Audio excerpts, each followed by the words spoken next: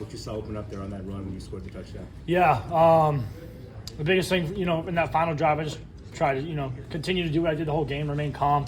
Obviously, the crowd, the fans did a great job. They got into it. Defense made a play, had the block field goal. So the biggest thing for me was just, try to continue what I did the whole game. Where I found success in just getting the ball to the playmakers, right? Getting out to Ty, getting out to KP. Ak had a great day.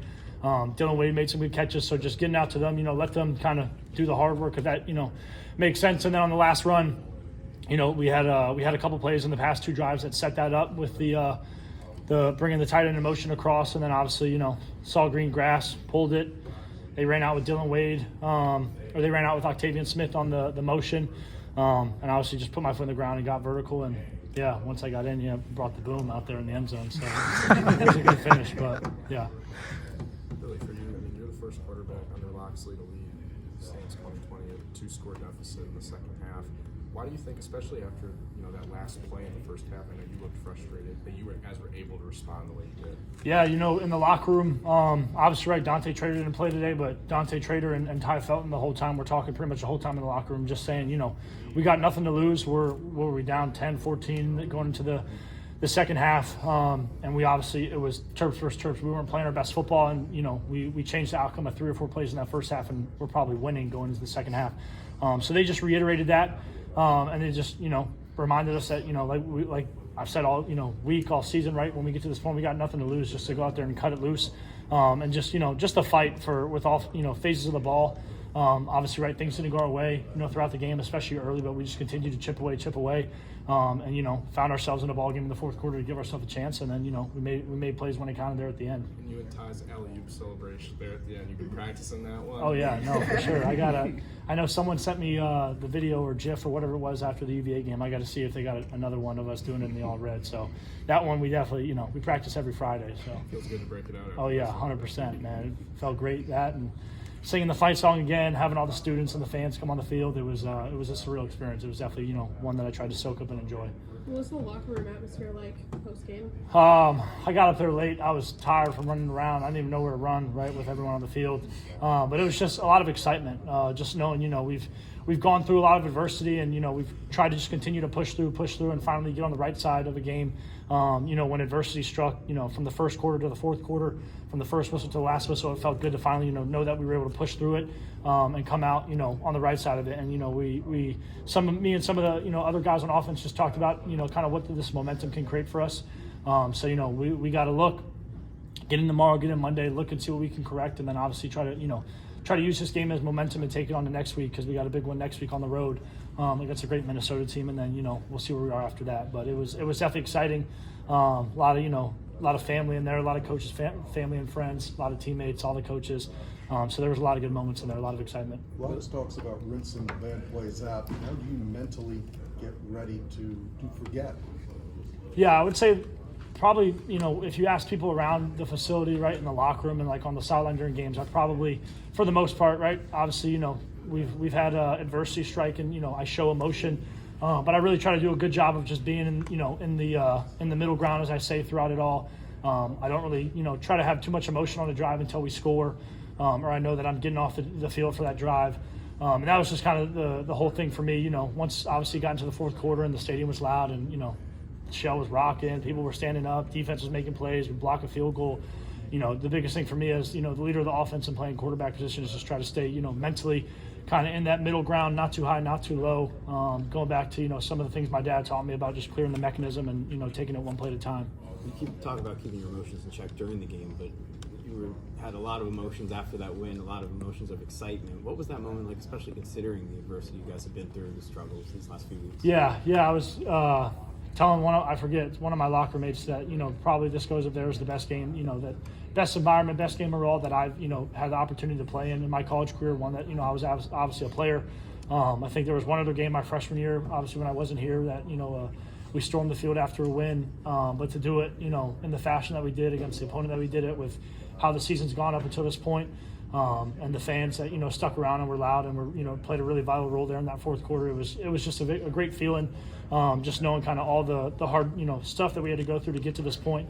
And like I said, we're gonna need to use this game to create momentum for ourselves and just continue to try to take it one game at a time and carry us on throughout the season. 373 yards passing, and they seem to try to contain you guys. What was the approach today? What were you guys able to take advantage of? Yeah, I think definitely in the first half, they played a little bit more man than we were anticipating, or man principles on defense. But we knew, going into halftime, we knew, okay, this is what they wanted to do. We got the skill guys and we're built for it, sort of thing.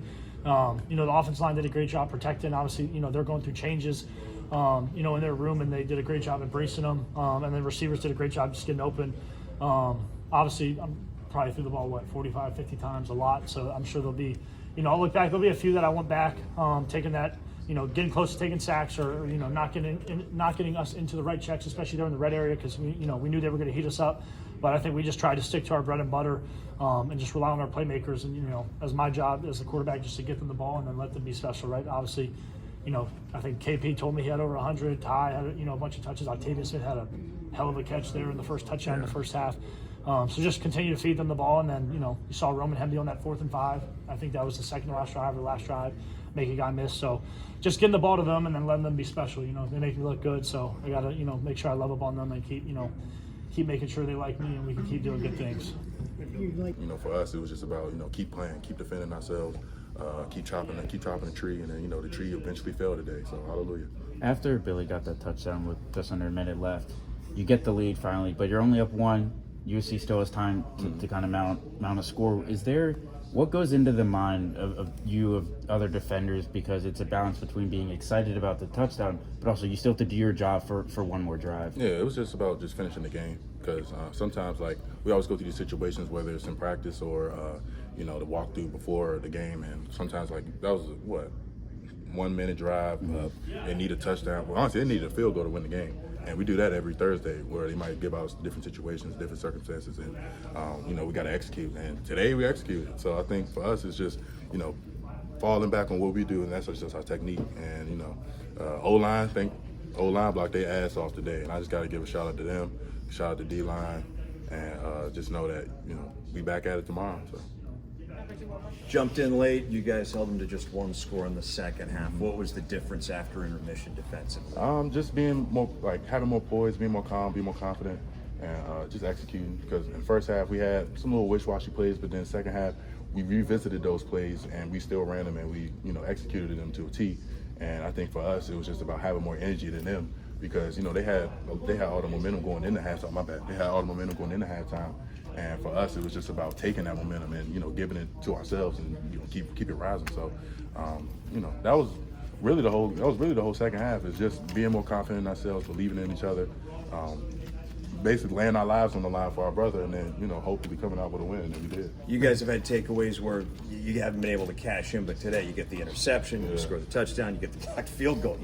How contagious is that when one guy makes a big play like that, and then that kind of sparks things? Yeah, you're talking about, creating impact, creating momentum, and every little play here and there, especially if it's not offense, defense, but if it's special teams, that gives everything the momentum. I remember at St. Francis, where when we won the championship, we was top 10 in every statistical category in special teams.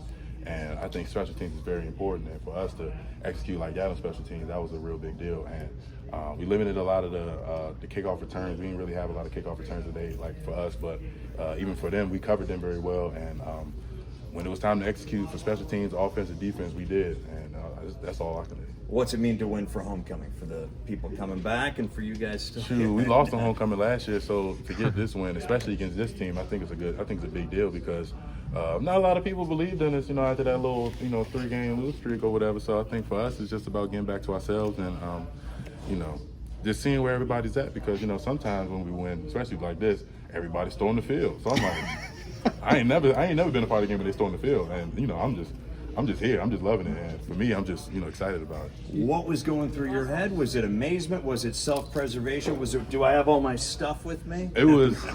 I was amazed and I was shocked. I saw my brother out there. I was just like, it was random too. I just saw my brother randomly, and I gave him a hug, and all the fans just asked for pictures and stuff, and I was just like, oh, this is what it feels like. So, it was an exciting day for sure. You said not a lot of. You said